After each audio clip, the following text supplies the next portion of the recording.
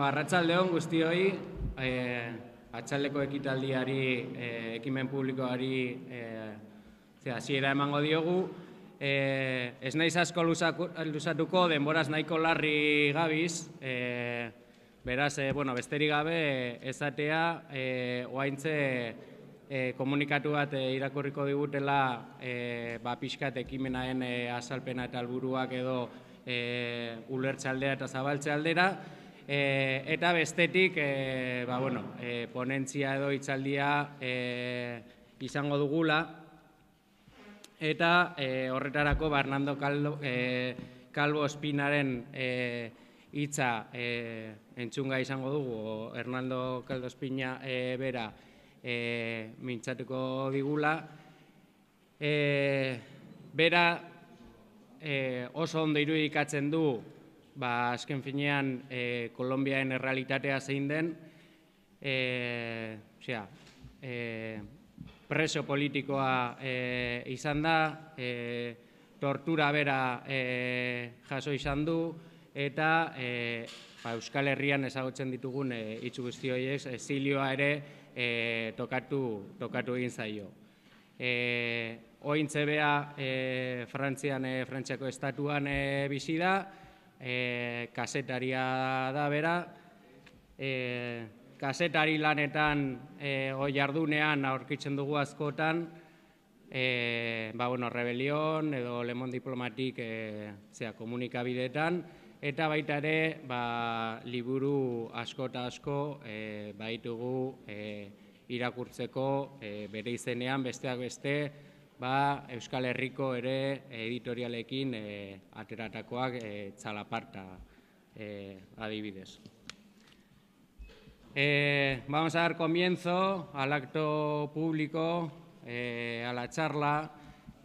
Antes de que nos lean un comunicado explicándonos un poco los objetivos de la charla, o sea, de los encuentros en sí, quería presentaros brevemente al ponente. Digo brevemente porque andamos bastante mal de tiempo, entonces, pues sé que intentaré hacerlo lo más rápidamente posible, pero hay mucho de lo que hablar.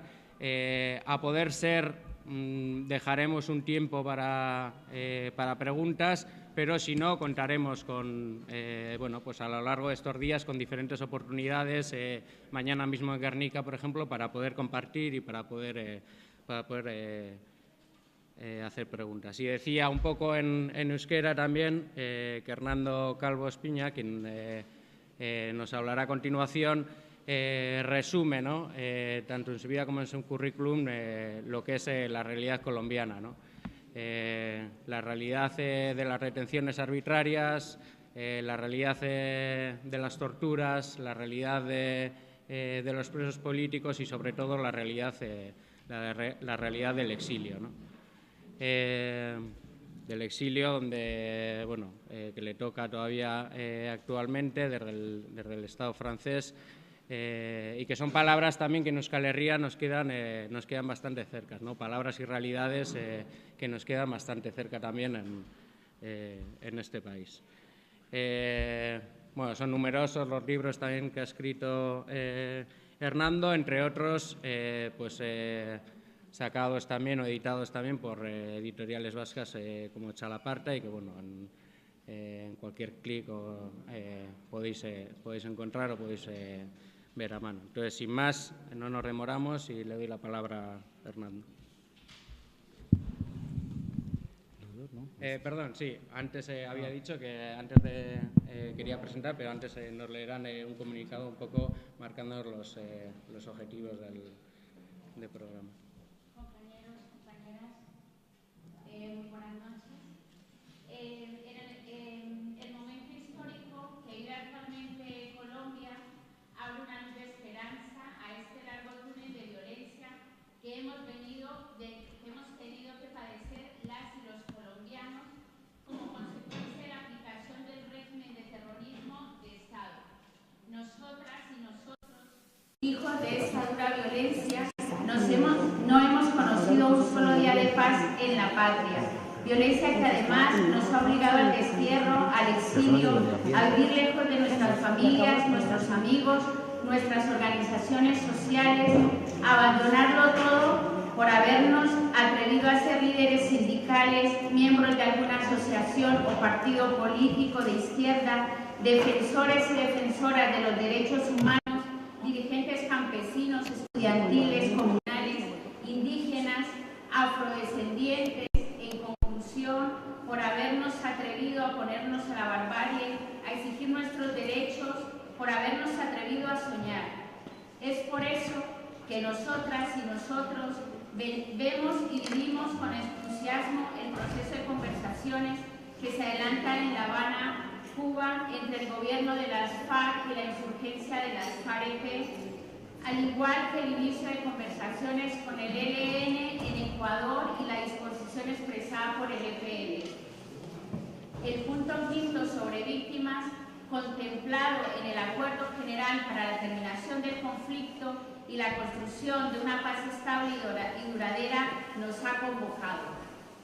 Las y los exiliados, perseguidos y perseguidas por el Estado y el paramilitarismo colombiano, nos consideramos víctimas directas del conflicto y por ello hemos venido adelantando una serie de discusiones para analizar nuestra situación y constituirnos en sujetos políticos en reclamo de nuestros derechos humanos conculcados por el Estado colombiano y su brazo paramilitar. Es así como el día 13 de septiembre de 2014 en París, Francia, en el marco de la Fiesta de la Humanité, se realizó el primer encuentro de exiliadas y exiliados perseguidos por el Estado y el paramilitarismo colombiano. Este encuentro evidenció la necesidad de ampliar la articulación del trabajo y las expresiones organizativas de las y los colombianos exiliados en el exterior, teniendo como premisa una visión amplia, unitaria y democrática.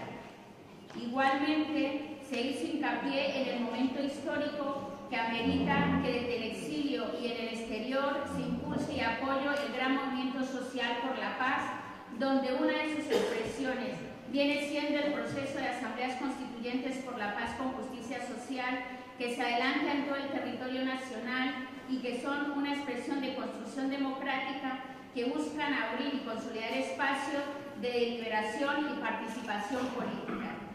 Las constituyentes por la paz se conciben como una vía adecuada para generar transformaciones profundas en el país y de esta manera el poder constituyente, el pueblo, es decir, nosotros, tenemos el derecho a ser escuchados y escuchadas, a participar de todas las decisiones trascendentales de la patria.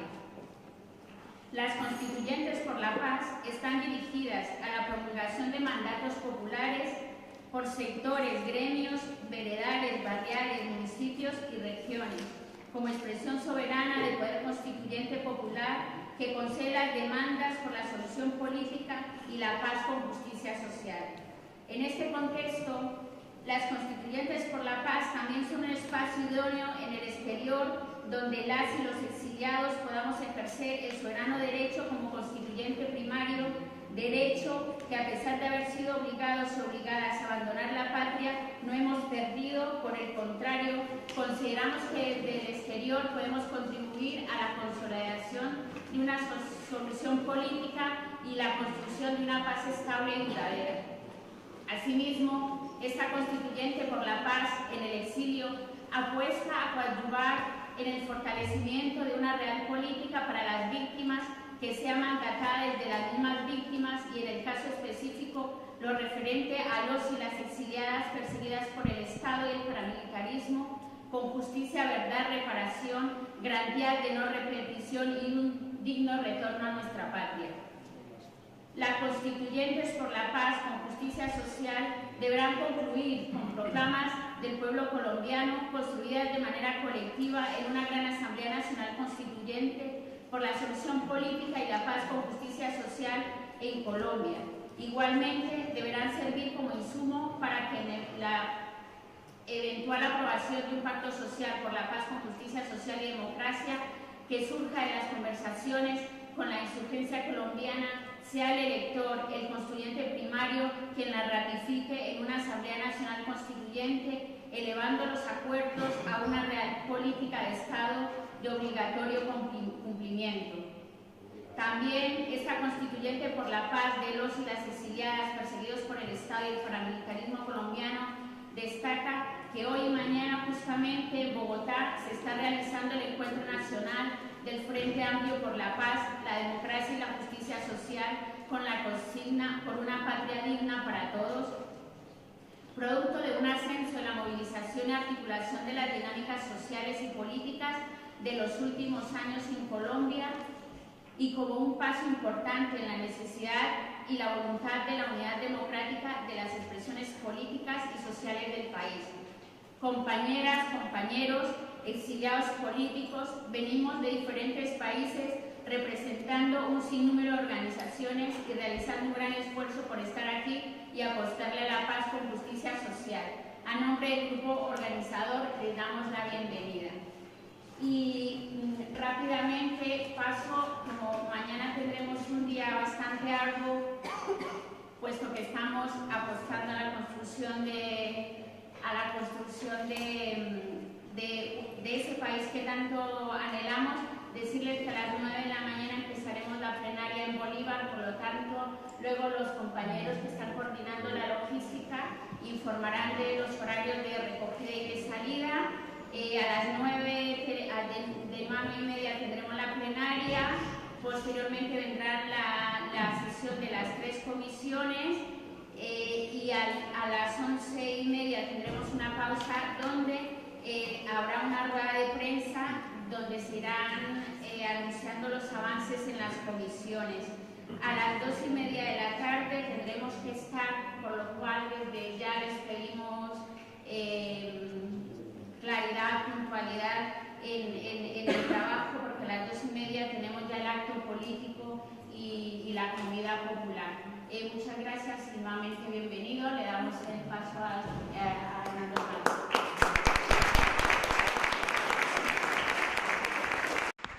Decía y repito que esto se complicó un poco por culpa del tiempo. No era que como colombiano tendría previsto 4 o 5 horas para hablar, pero casi. Porque además iba a tocar el tema sobre el terrorismo de Estado, de cómo llegamos donde estamos, para hablar de la problemática central que se me pidió acerca del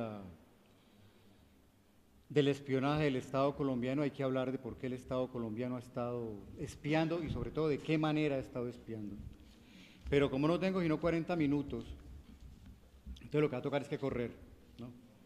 Sin contar anécdotas, sin contar chistes, que siempre estoy contándolo. Ahora voy a tratar de ser lo más serio posible para poder que me rinda el tiempo. Yo creo que hay que de todas maneras tener en cuenta algunas fechas importantes en el proceso de movilización social en Colombia, así como de todo este proceso de represión del Estado colombiano. Porque esto no nació ayer, tampoco nació con el Estatuto de Seguridad de Turbay Ayala, para los que conocen de esto.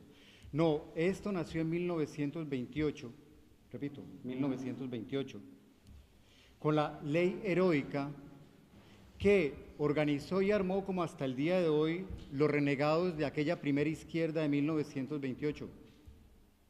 Era un ministro de la Defensa que se llamaba ministro de Guerra, que hizo la primera ley heroica, que se puede decir que es la primera ley contrainsurgente que se dictó en el país, cuando en ese momento ni siquiera se imaginaba uno que podía existir algún día insurgencia en el país.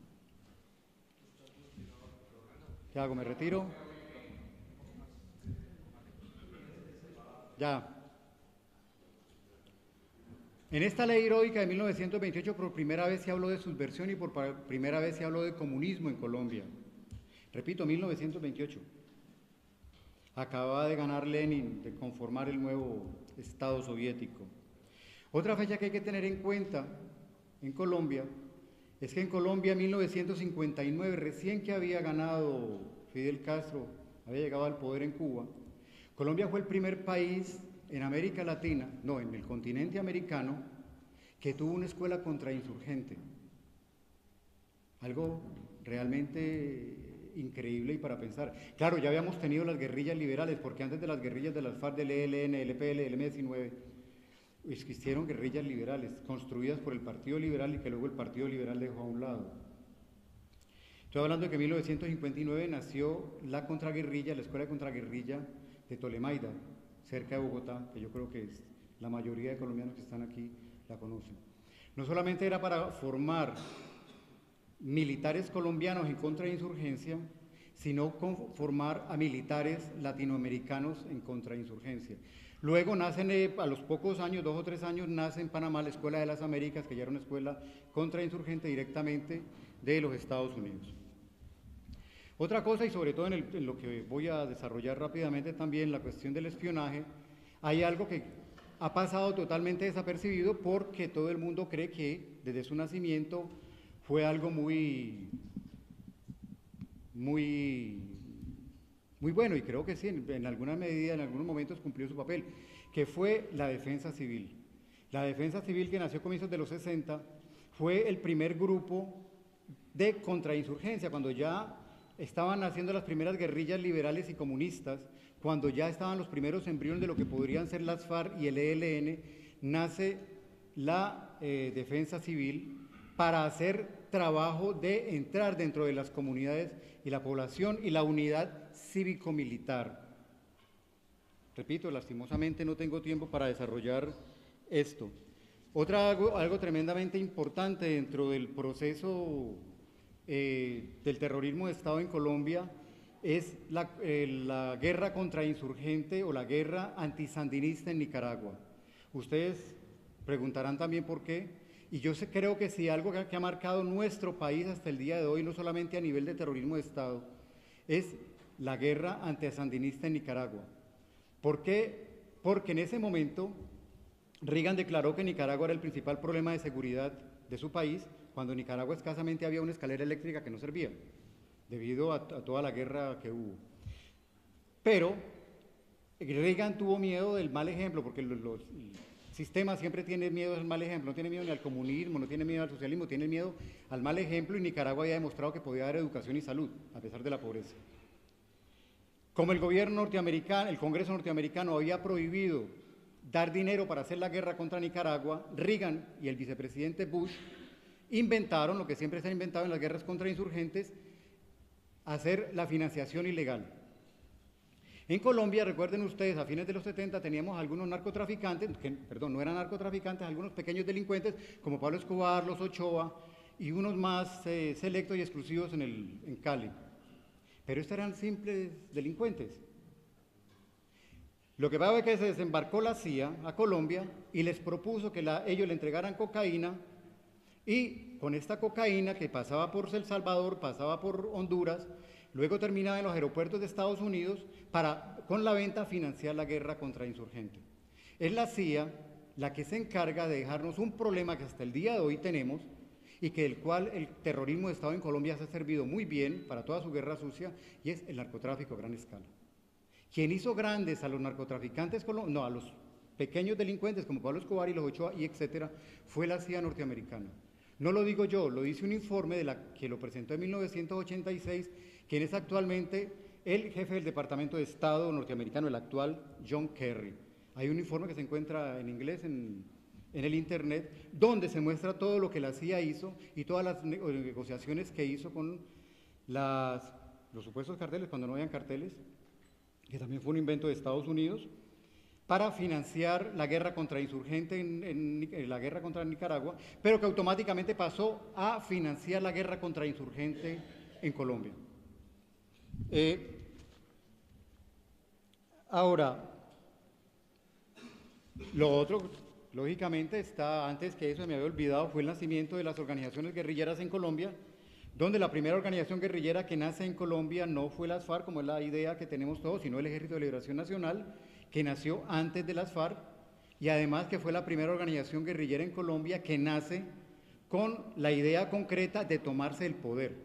Las FARC nace como una organización de autodefensa campesina, y es después, en un año después, que también toma dentro de sus principios el deseo de la toma del poder por las armas.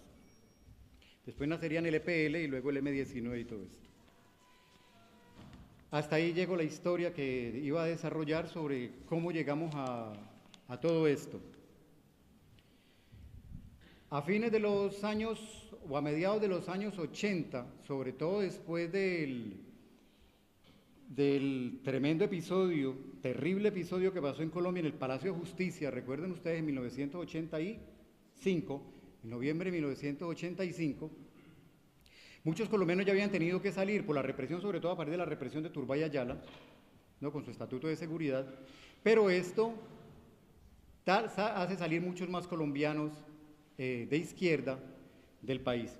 La mayoría, dado su activismo que tenían y dada la manera de trabajar de ellos, eran del M19.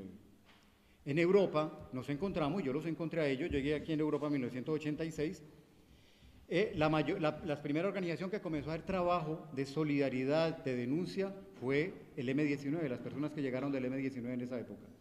Poco después, ustedes recuerden, nace la Unión Patriótica, viene nuevamente la matazón contra los compañeros de la Unión Patriótica y muchos tienen que salir porque en Colombia, recordemos, hay tres opciones para las personas que quieren una sociedad nueva, que presentan un proyecto diferente, alternativo a lo que lo presenta el sistema, y es, o se deja matar, o se va al exilio, o se va para el monte con la guerrilla. No hay otra opción, o simplemente se olvida de todo y se dedica a vivir la vida que tiene todo el derecho.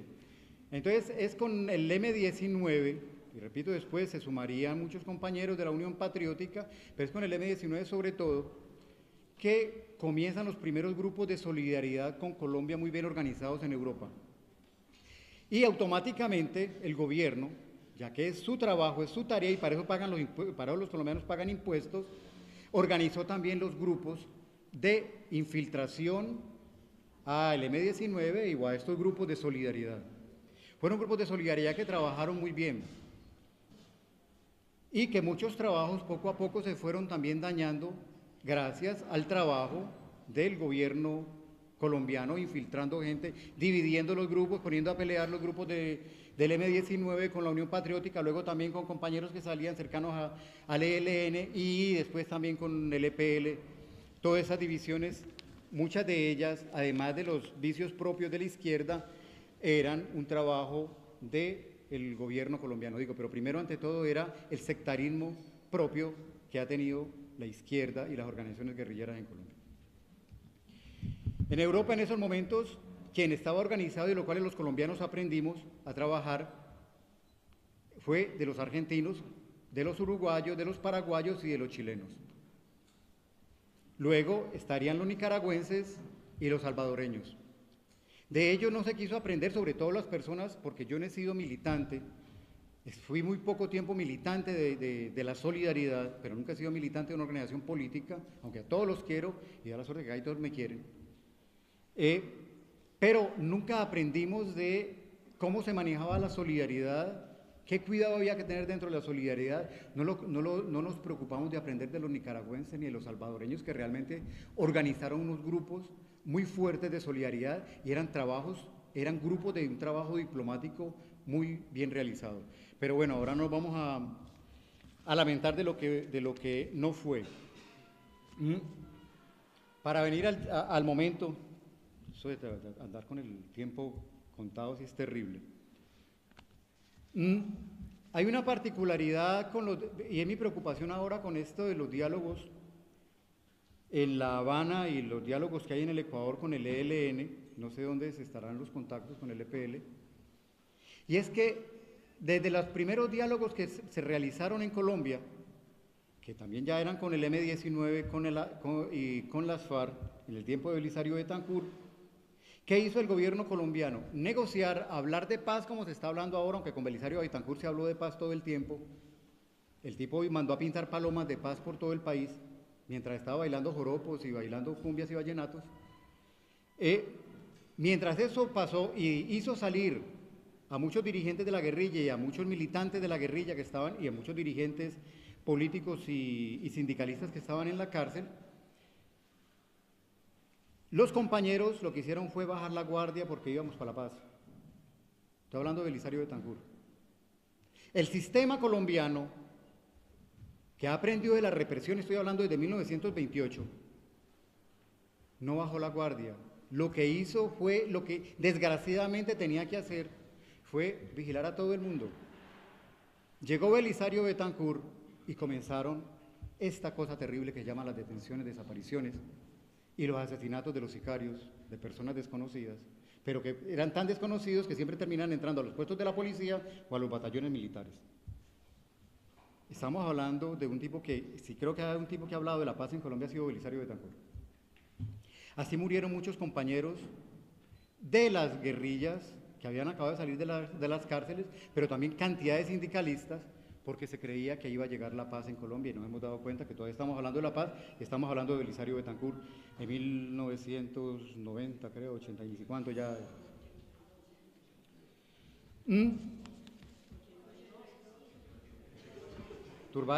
82 comenzó Belisario Betancur.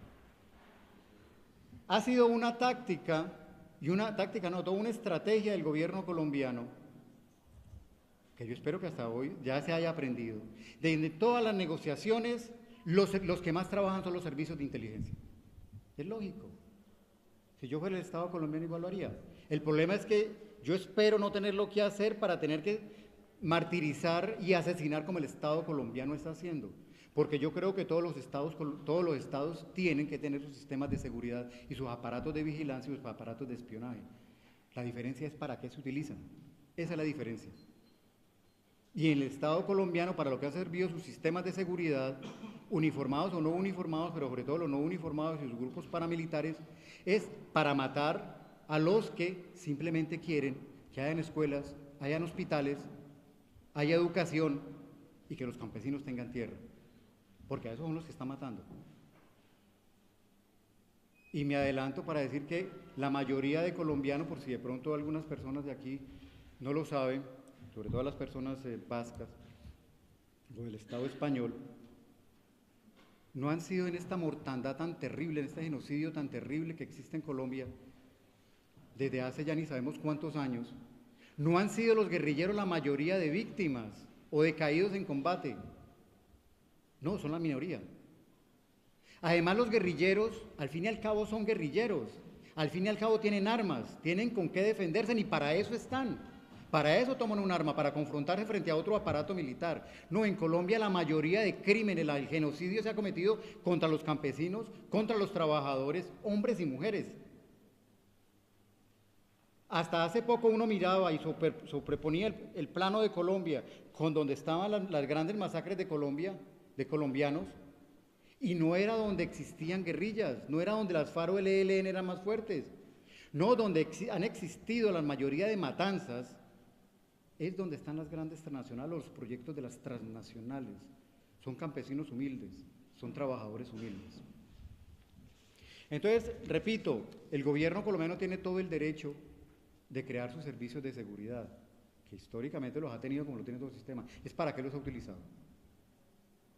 Y sobre todo, y avanzando a grandes pasos, porque también los quiero escuchar a algunos de ustedes con sus experiencias, es el señor Uribe, que para mí ese tipo es un enfermo mental, no le puedo dar otra connotación a este hombre, es un enfermo mental, vino y sobre todo con una, ni sé cómo tratar a ese tipo, sobre todo después de que el presidente Chávez llega al gobierno y comienza a transformar el país. Y el señor Uribe se da cuenta que tiene un gran problema al otro lado de la frontera y que tiene y que sus planes contra insurgentes de acabar con las FARC, porque para él el único problema que tiene Colombia son las FARC. Y entre paréntesis, yo estoy seguro que si se acaban las FARC y se acaba el ELN, van a nacer otras organizaciones guerrilleras porque los problemas están ahí completicos como por lo que nacieron estas organizaciones guerrilleras. Pero Uribe llega a la presidencia, se encuentra con el señor Chávez a un lado, con otros presidentes que estaban proponiendo algo diferente en otros países de América Latina, y no podía, con esta rabia, este rencor que tiene contra la guerrilla, sobre todo contra las FARC, no podía dejar que el pueblo colombiano mirara que habían otras posibilidades de salir de ese sistema por la vía electoral, como lo hizo Chávez. Y arma unos equipos de seguridad y le da un poder tal a la contrainteligencia del militar colombiana, pero sobre todo al Departamento Administrativo de Seguridad DAS, que es una entidad que depende directamente del presidente, que es la policía política, para que comience a perseguir y a vigilar a nosotros, los colombianos en el exterior, que muchos no han tenido nunca una militancia política y muchos no hemos tenido una militancia guerrillera, pero que simplemente criticábamos el gobierno de Colombia, no solamente con el señor Uribe, sino desde antes. Y antes de que me olvide, quiero decir, el gobierno del presidente Uribe invierte tanto dinero en el DAS, invierte tanto dinero también en el servicio de contrainteligencia del ejército para ubicarlo en muchos países, creo que como en 20 o 30 países mandó gente especial, pero sobre todo Europa, y ahora voy a decir por qué creo que sobre todo en Europa. Pero ¿de dónde aparecía este dinero? Este dinero con que se hicieron todo este aparataje de contrainsurgencia, de espionaje hacia Europa, de espionaje en América Latina y hasta en Estados Unidos, ese dinero no fue nunca pasado por el Congreso el Congreso colombiano, nunca. Fue dinero que viene de la famosa caja negra, el dinero secreto. ¿Y de dónde vino? Pues del narcotráfico, porque el DAS y todo el trabajo contrainsurgente y de espionaje que el DAS realizó, la mayor parte se financió con dinero del narcotráfico, que era el mismo dinero que le estaban dando los grupos paramilitares. Porque el primer grupo narcotraficante en Colombia desde hace un buen rato son los paramilitares. Es el primer grupo narcotraficante, no hay otro. ¿Y por qué los paramilitares son los narcotraficantes? No solo para enriquecerse en ellos mismos, sino porque es una manera de financiar la guerra sucia.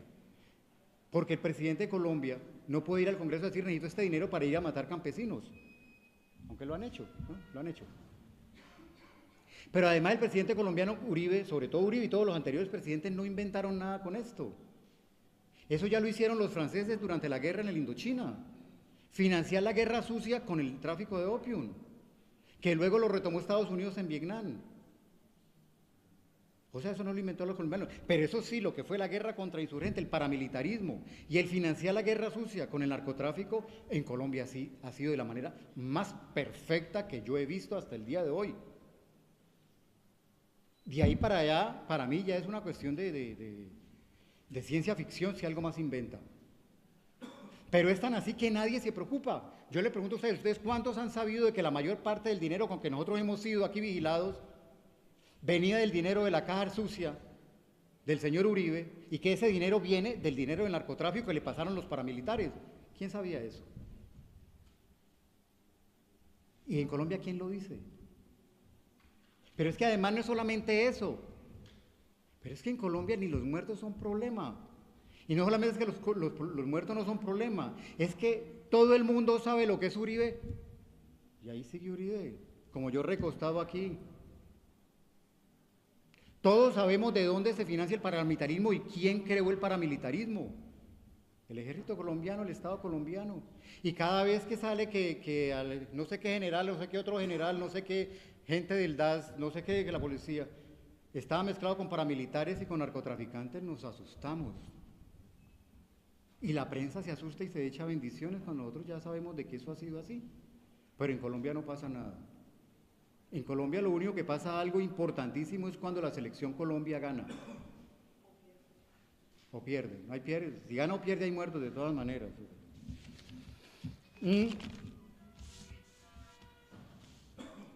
Este aparataje de espionaje que formó Álvaro Uribe, que como tal lo formó desde el 2005, y que como tal ubicó en España, en Francia, en Suiza, en Suecia, bueno, en casi todos los países de Europa, ubicó grupos especiales, y no solamente grupos especiales, ubicó grupos con de alta tecnología para interceptar llamadas, interceptar personas, y vaya a ver cuántos de aquí hemos sido interceptados Yo lo puedo decir, yo por ejemplo, pero yo sé que aquí algunos otros compañeros y compañeras lo han sido.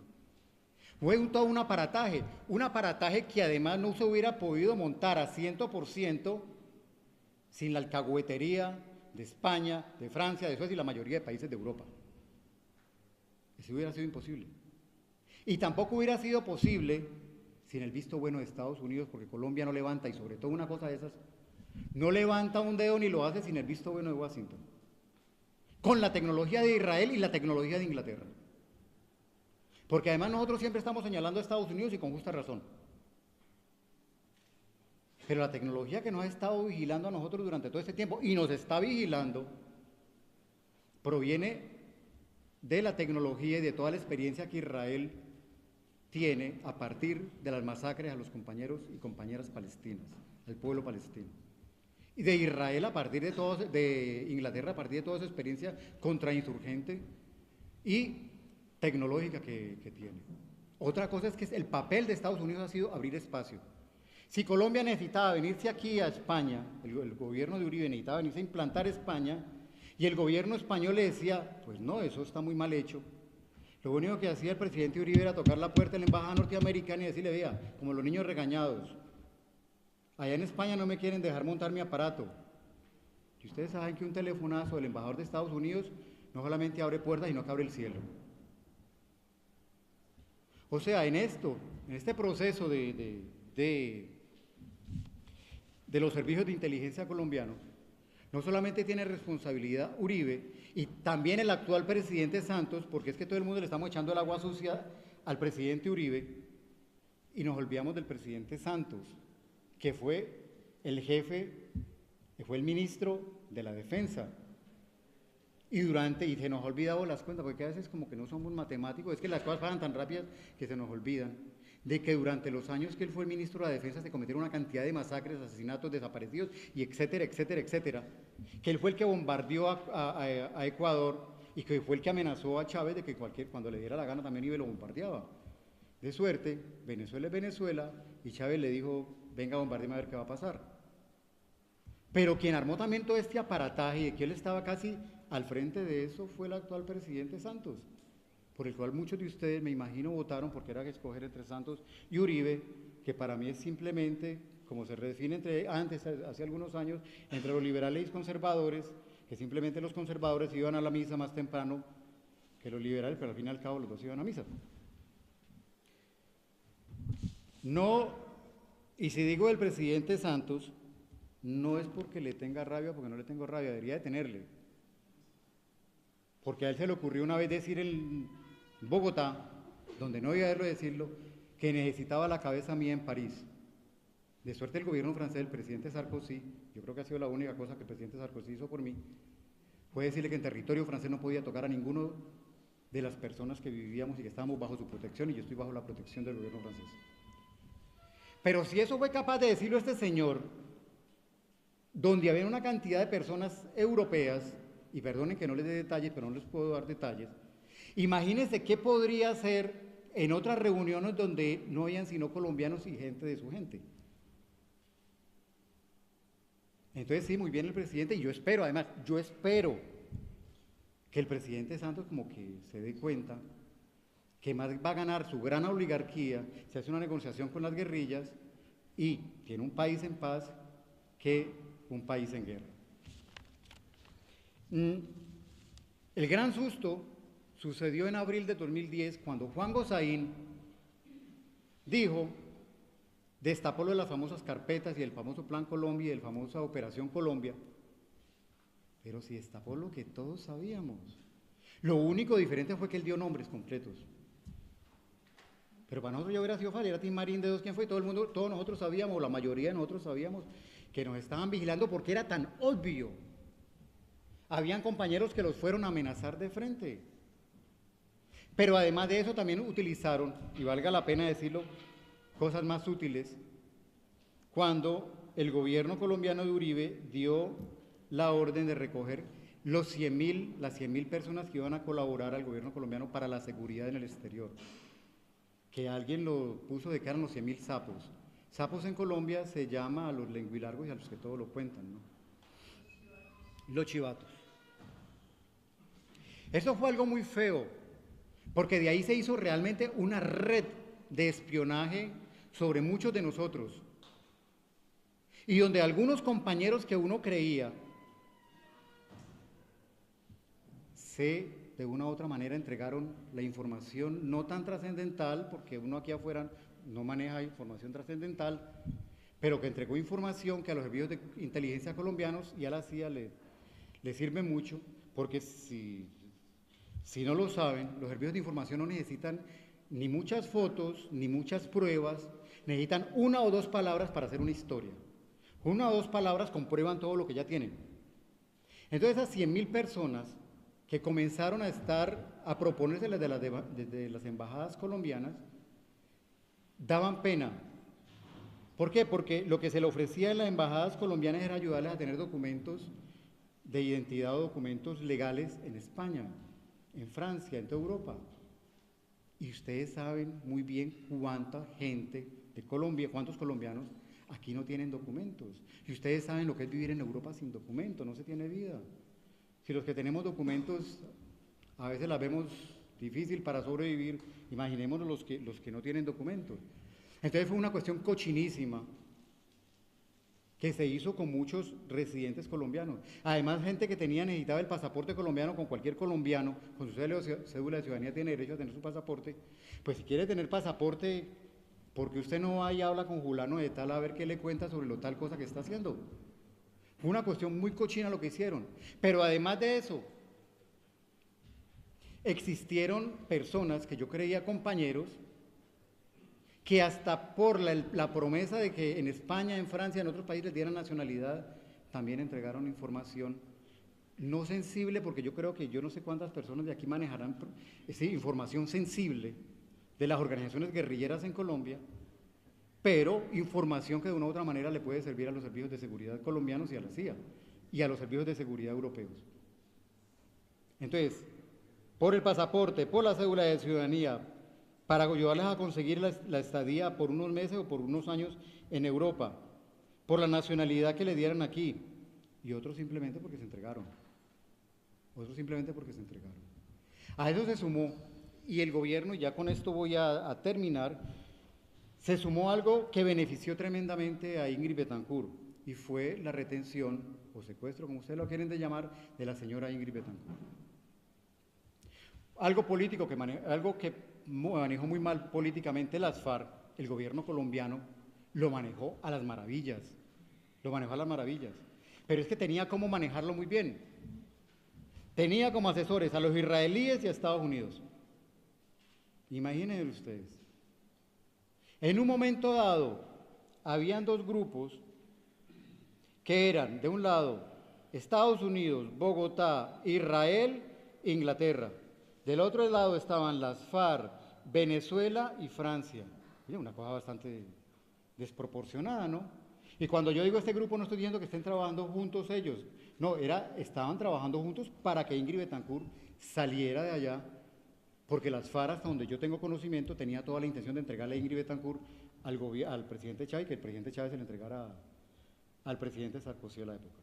Pero, ¿recuerdan ustedes todo el macartismo que se vino atrás de la detención o el secuestro de la señora Ingrid Betancourt?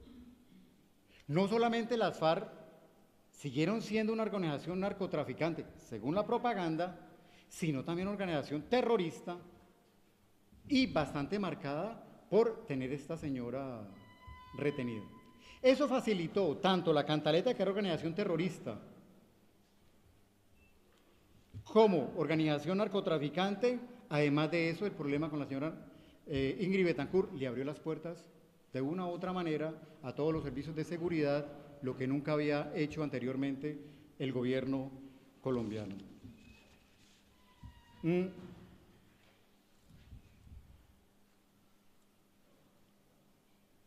Existieron en ese momento sindicatos europarlamentarios, sindicatos europeos, europarlamentarios, personas de ONGs, toda aquella persona que tenía relación con Colombia fue investigada, fue vigilada. Y no solamente eso, ustedes pueden tener seguro que algunos de ustedes, de los que están aquí, Los servicios de seguridad colombianos y la CIA saben hasta cómo ustedes hacen el amor con sus esposas o la novia, lo que les dé la gana. No lo estoy diciendo de chiste, se lo estoy diciendo con toda la franqueza.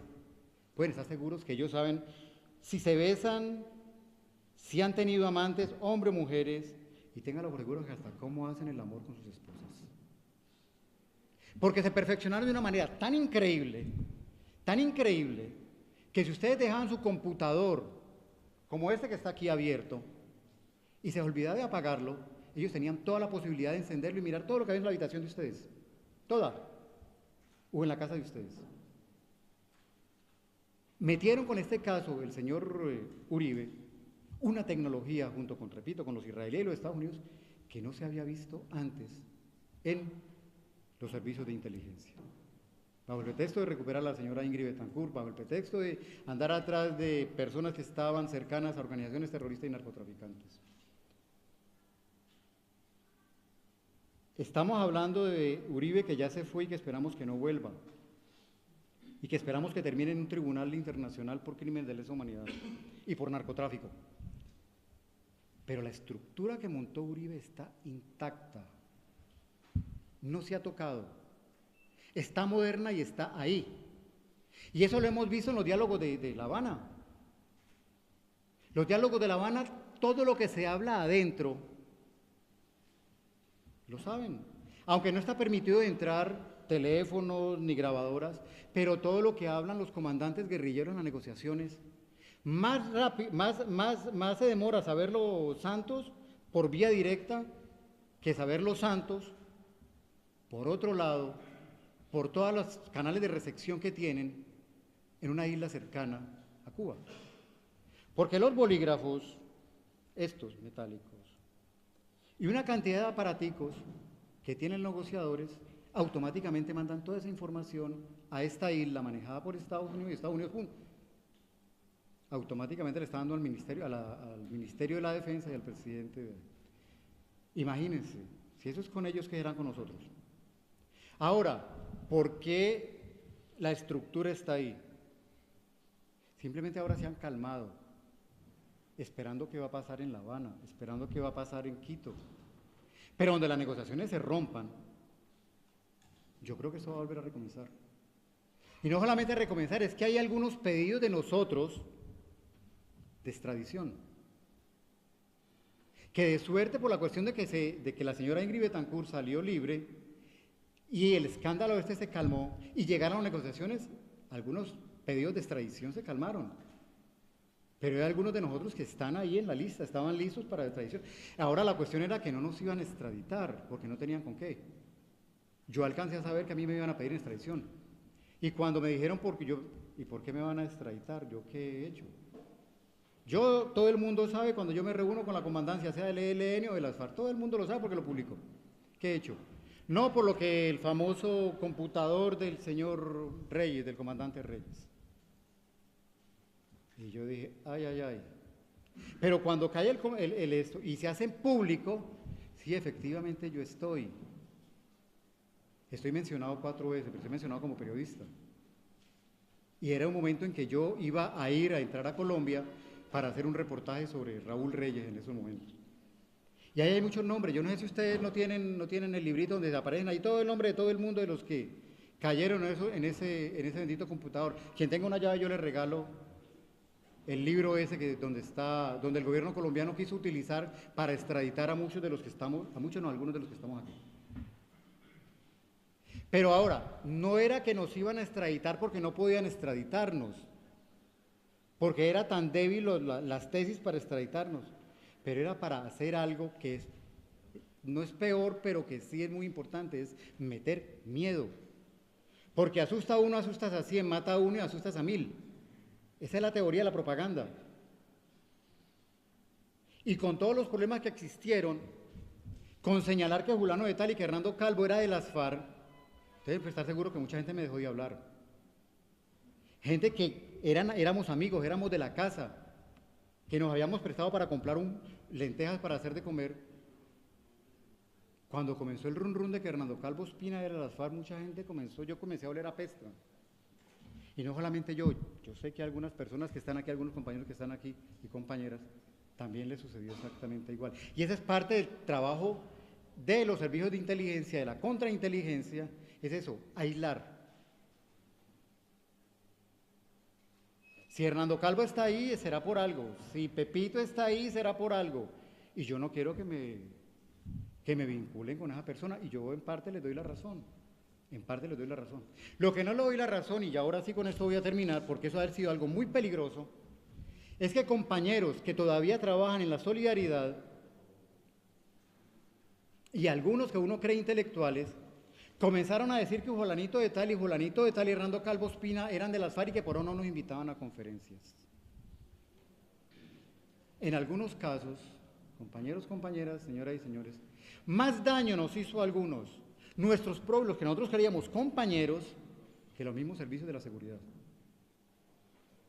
Porque a mí más, y algunos de yo sé de los que están aquí, y de las que están aquí, más daño hicieron estos compañeros, o esos ex compañeros y esas ex compañeras, porque para mí lo dejaron de ser. En todo caso, yo lo que sí pienso, y disculpen las carreras con que he tenido que hablar, yo, hombre, primera vez que preparo algo, es que tenemos que continuar. El enemigo no puede lograr su trabajo principal, que es asustarnos. Ese es su trabajo principal. El trabajo de contrainteligencia no es tanto buscar información, porque repito, yo no sé cuál de nosotros aquí maneja información sensible que le pueda ayudar a agarrar a un comandante guerrillero. Es posible, ¿no? Es posible, todo es posible en esta vida. Yo no creo, por el lado mío. Pero sí es asustarnos. Sí es que nos aíslen. Y eso es de las cosas más peores que hay. Que aíslen a tal compañero, que aíslen a tal compañera y que lo dejen solo. Y que nadie más quiera participar de la solidaridad y denunciar el terrorismo de Estado en Colombia por temor. Cuando eso ocurre, como ha ocurrido, el Estado colombiano ha ganado. Yo por eso estoy muy contento de ver la cantidad de compañeros y compañeras que están aquí. Porque aunque yo no participo de la militancia como ustedes, y los felicito y los admiro por el trabajo militante que ustedes hacen, porque yo no lo hago, lo hice, y llegó un momento que dije, no lo hago más. A ustedes, de todo mi corazón, les agradezco que me hayan invitado y los admiro tremendamente por ese trabajo que hacen. Y más los admiro porque veo que de nuevamente estamos como saliendo y que nuevamente estamos hablando de unidad. No de unidad entre las organizaciones guerrilleras, que creo que ya las tienen, no, de unidad de esa gente que está afuera, pero sobre todo de los que están adentro y que nosotros somos un reflejo de lo que está pasando adentro. De esa unidad que necesita el pueblo colombiano, de esa unidad de los trabajadores, de los campesinos que nos los tienen acabados, además porque en Colombia ya no necesitan campesinos, todo lo estamos importando, todo el alimento. Estoy feliz de ver desde que llegué la camaradería que hay de todos y de todas. Hacía muchos años no me sentía así. Y les recuerdo que yo desde el 86 comencé a conocer lo que es la solidaridad y el trabajo con Colombia. Compañeros, muchas gracias. Muchas gracias.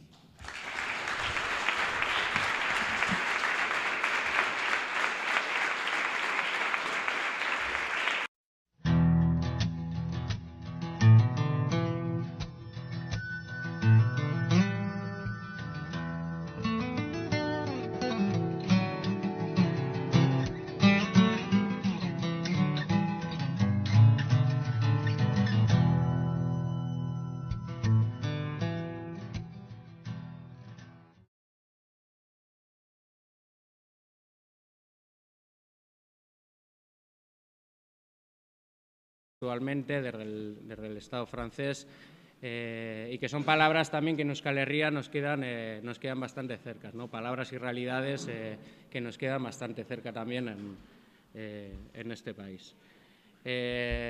Bueno, son numerosos los libros también que ha escrito Hernando, entre otros, sacados también o editados también por editoriales vascas como Chalaparta y que, bueno, en cualquier clic podéis encontrar o podéis ver a mano. Entonces, sin más, no nos demoramos y le doy la palabra a Hernando. ¿no? Perdón, sí, antes había dicho que antes de quería presentar, pero antes nos leerán un comunicado un poco marcando los objetivos del programa. Compañeros, compañeras, muy buenas noches.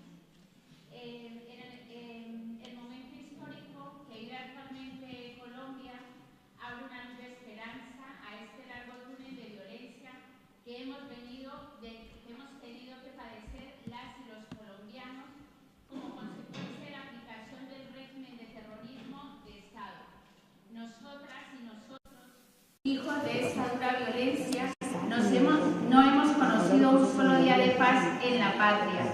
Violencia que izango dugula eta horretarako Hernando Calvo Espinaren hitza entzunga izango dugu, Hernando Calvo Espina bera mintzatuko digula.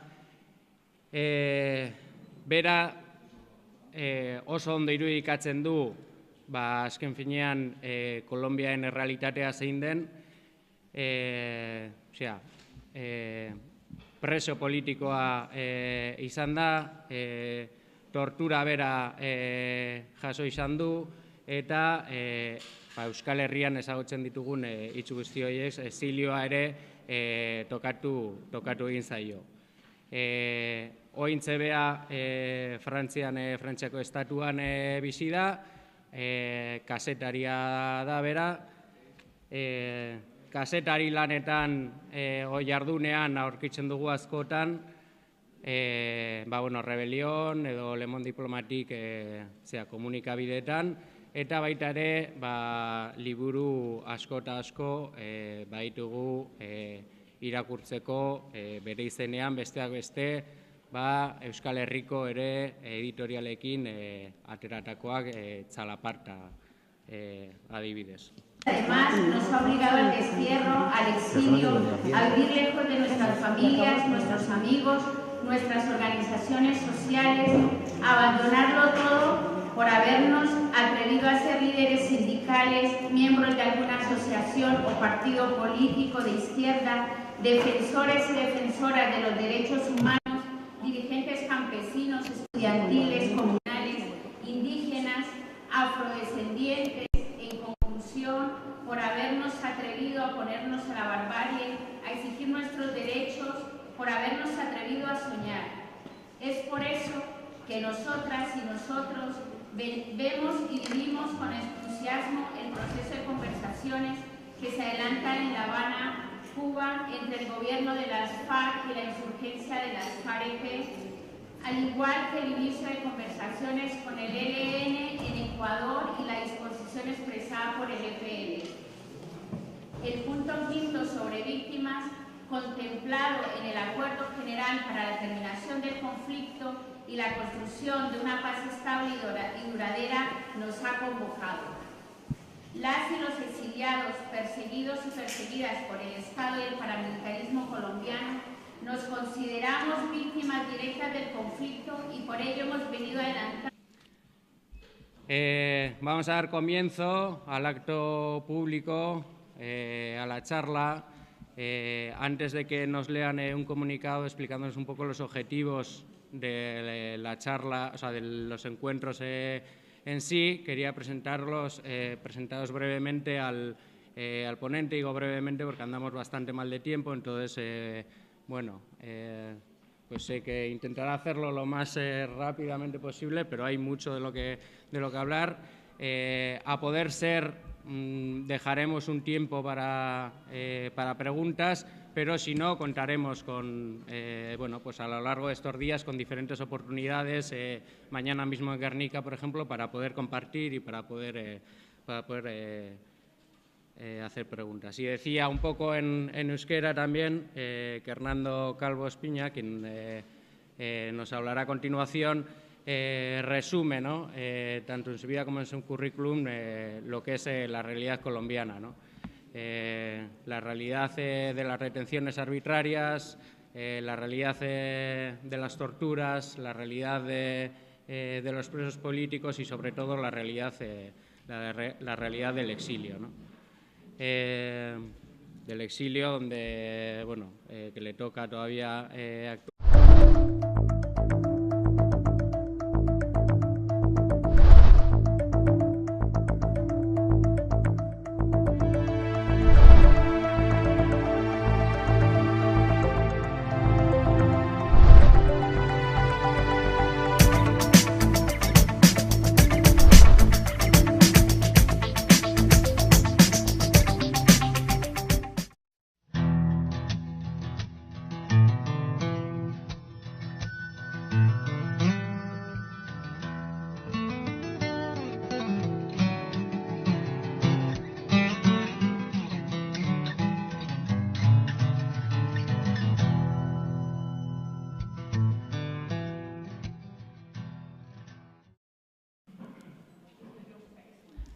Arratsaldeon guztioi, atxaldeko ekitaldiari, ekimen publikoari hasiera emango diogu. Ez naiz asko luzatuko, denboraz nahiko larri gabiz, beraz, besterik gabe ezatea, oaintze komunikatu bat irakurriko digutela pixkat ekimenaren azalpena eta helburuak edo ulertze aldera eta zabaltze aldera. Eta bestetik, ponentzia edo hitzaldi